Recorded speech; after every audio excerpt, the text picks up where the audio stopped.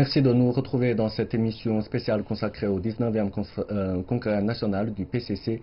Nous avons le plaisir d'accueillir sur le plateau M. Wu Zexie, ancien diplomate. Bonjour M. Wu. Bonjour.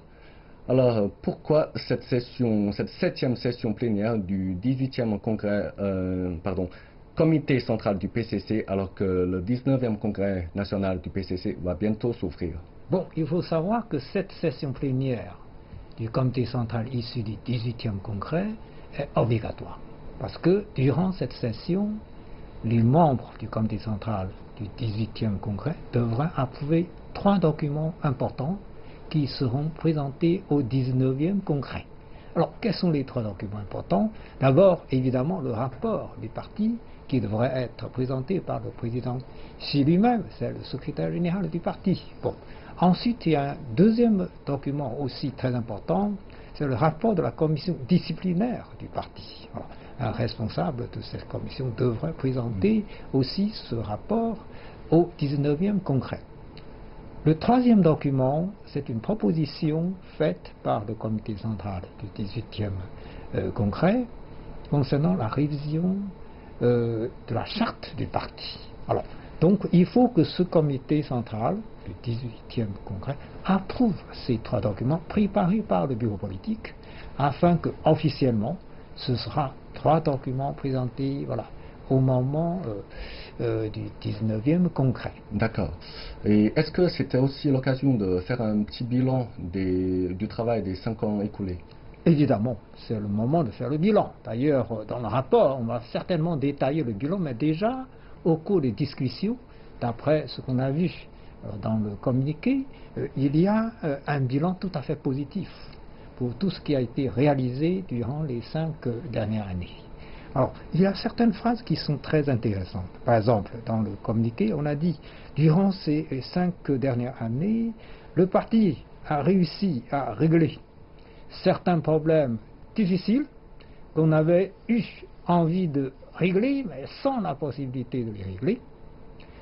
On a aussi réussi à accomplir certaines tâches importantes qu'on avait eu envie d'accomplir, mais sans la possibilité d'accomplir.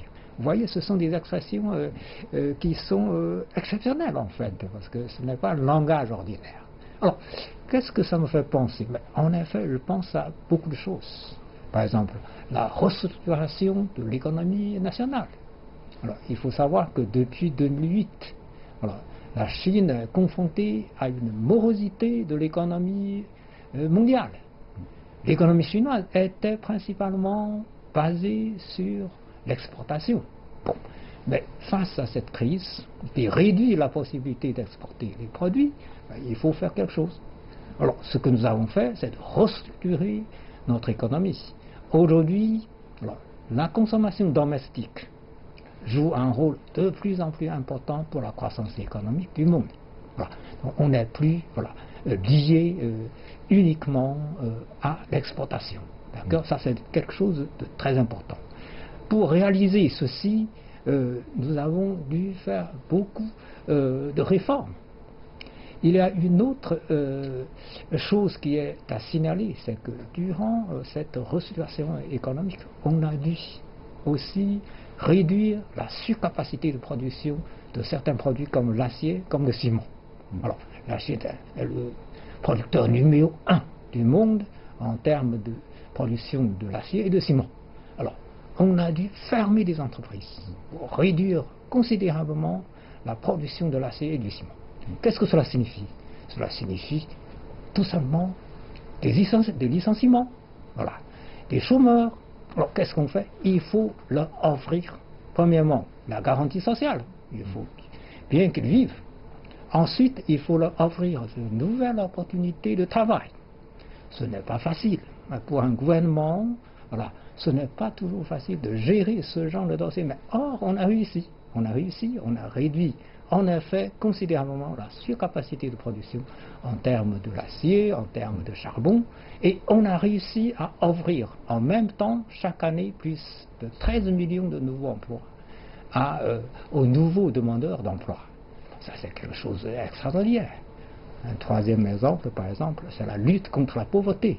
on n'a jamais eu voilà, la possibilité de dire clairement que d'ici à 2020, il n'y aura plus aucun Chinois vivant en dessous du seuil de pauvreté. Ces dernières années, on a fait beaucoup d'efforts, des efforts gigantesques pour la lutte contre la pauvreté.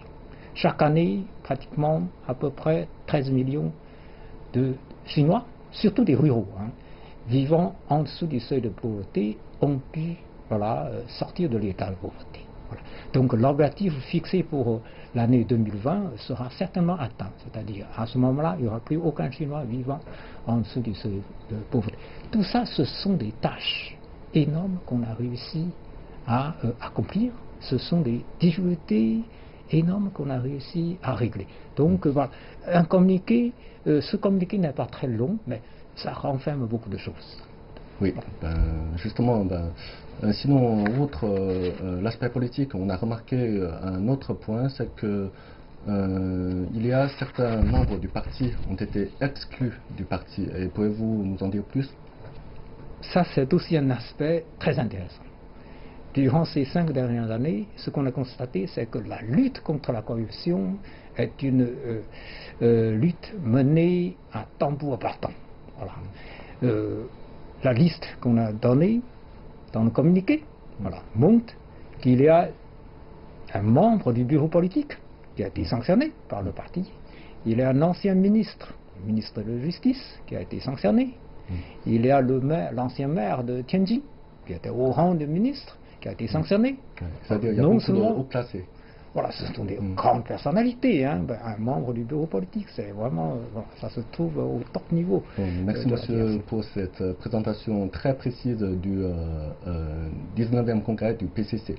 Alors maintenant, jetons un coup d'œil à la couverture du 19e congrès national du Parti communiste chinois par certains journaux étrangers. Après le 18e congrès national du PCC, en tant que la deuxième plus grande économie mondiale, la Chine a attiré de plus en plus d'attention d'experts étrangers. D'après John Ross, un savant britannique, concernant les grandes questions globales, la pensée chinoise a pris les devants sur les pays occidentaux. Le concept de communauté de destin commun proposé par le président chinois Xi Jinping contraste fortement avec la politique américaine de jeu à somme nulle. Au cours des 5 dernières années, l'influence de la Chine sur la diplomatie et la stratégie économique à l'échelle mondiale est devenue de plus en plus forte. Elle a apporté une grande contribution à l'économie mondiale. Avec l'initiative Ceinture et Route, l'accueil des sommets de BRICS et des réunions internationales à haut niveau, à savoir le G20 et l'APEC, la Chine, avec les pays en voie de développement qu'elle a guidés, ont joué un rôle majeur sur la scène internationale. Depuis son 18e congrès national, le Parti communiste chinois a renforcé sa lutte contre la corruption, ce qui lui a permis de jouir d'une grande popularité et de purifier les environnements socio-économiques et politiques. Les fruits de cette campagne anticorruption renforcée figurent sans aucun doute parmi les succès les plus importants obtenus depuis le 18e congrès national du PCC. En même temps, par le biais de la mise en application de règlements, le pouvoir des fonctionnaires est davantage limité. Par ailleurs, la Chine s'est efforcée de mettre en œuvre le plan de réforme adopté lors de la 3e réunion plénière du 18e congrès national du PCC, une série de programmes de haut niveau en matière de bien-être du peuple et du domaine de l'économie ont été implantés et ont réalisé des percées. La lutte contre la corruption impressionne le monde extérieur et est bien accueillie par le peuple chinois. Selon les statistiques du site de la Commission centrale de contrôle de la discipline, jusqu'en juin 2017, plus de 280 cadres relevant directement des autorités centrales, plus de 8600 cadres du niveau des départements, ainsi que 66 000 cadres du niveau des districts ont fait l'objet d'enquêtes. La déchéance des milliers de fonctionnaires corrompus issus des secteurs politiques, économiques, militaires, culturels ou éducatifs, dont certains ayant de grands pouvoirs, a été bien accueillie par le peuple. Dans le Sunday Times, on lit que le Congrès national donnera des indices clés sur la tendance politique de la Chine. Alors que dans le Financial Times, il est dit que le marché des capitaux chinois surveille cet événement de près, dans l'attente de nouveaux signaux concernant la politique monétaire, le contrôle des capitaux et la réforme des entreprises d'État. Pour le Sydney Morning Herald, il est évident que ce rendez-vous politique donnera le ton des 2 sessions l'année prochaine. Et d'ajouter qu'il fournira plus de détails sur l'agenda économique de la Chine pour les 5 prochaines années. Depuis le 18e congrès du PCC, le lancement du satellite de communication quantique Moze, la séparation réussie entre Tianzhou 1 et Tiangong 2 et la production du Neutron Beam par CSNS, China Spallation Neutron Source, constituent tous des réussites accomplies sous la direction du comité central du PCC qui a à son cœur Xi Jinping. L'innovation technique contribue grandement au développement scientifique et technique du pays et bénéficie au peuple chinois. Elle entre dans une nouvelle phase. La Chine ne se contente plus de suivre les tendances techniques, mais les dirige désormais. Intéressons-nous maintenant à un journal français influent, Le Monde. Le quotidien a sorti un numéro spécial de 8 pages dans un supplément consacré à la Chine à l'approche du 19e congrès national du PCC. Ce qui est susceptible d'attirer immédiatement l'attention, c'est son gros titre en 6 caractères chinois, La Chine, le retour de la grande puissance.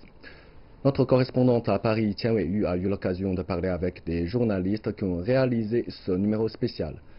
Quels sont donc les enjeux de cette couverture? Elle va nous en dire plus. Bonjour Weiyu.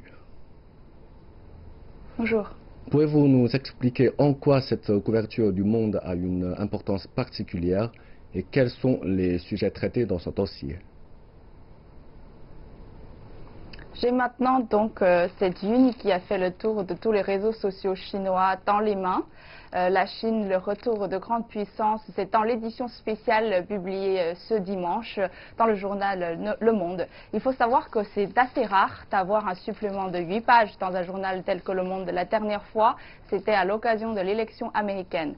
Et le titre, La Chine, le retour de grande puissance, fait référence à la Chine d'aujourd'hui avec un président fort qui se réaffirme de plus en plus sur la scène internationale.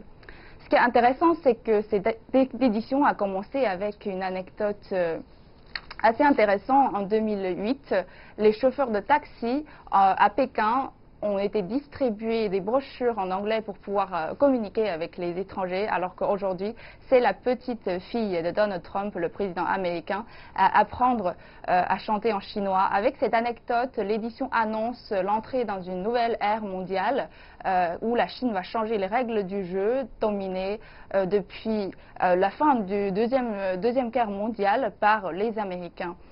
Alors, sur le plan politique, vu de l'Occident, la Chine se montre de plus en plus confiante de son système politique et aussi son système de méritocratie, qui, elle se veut aussi, je cite, offrir une alternative à la démocratie occidentale. C'est aussi appeler de plus en plus la solution chinoise que simplement le modèle chinois. Cette édition a aussi consacré une très grande partie de son contenu à la transformation économique en Chine, surtout poussée par cette vague d'entrepreneuriat et aussi l'innovation technologique.